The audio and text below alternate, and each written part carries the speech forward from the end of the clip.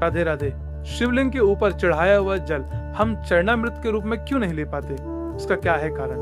वस्तुतः भगवान शिवलिंग के ऊपर चढ़ाई जो भी वस्तु होती है वह उनके प्रियगण चंडेश्वर के नाम होती है और उनके अधिकार को लेना, उनके अधिकार को पाना हमारे लिए वर्जित होता है। इसलिए शिव पर चढ़ाया जल, फूल, प्रसाद कुछ भी हो वह उनके गण चंडेश्वर का होता है। लेकिन क्या सब शिवलिंग पर उनका अधिकार नहीं? जो नर्मदा से निकले नर्मदेश्वर भगवान है उन पे उनका अधिकार नहीं है। तो क्या हम उनका जल ग्रहण कर सकते हैं? नहीं, उसका भी एक नियम है। देखिए, हम जब भगवान को जल चढ़ाते हैं वह समर्पण का भाव होता है, अभिषेक होता है। हम भगवान को कुछ चीज प्रदान कर रहे हैं तो दी हुई वस्तु को फिर स्वयं अपने मुख में लेना वह उचित नहीं माना जाता।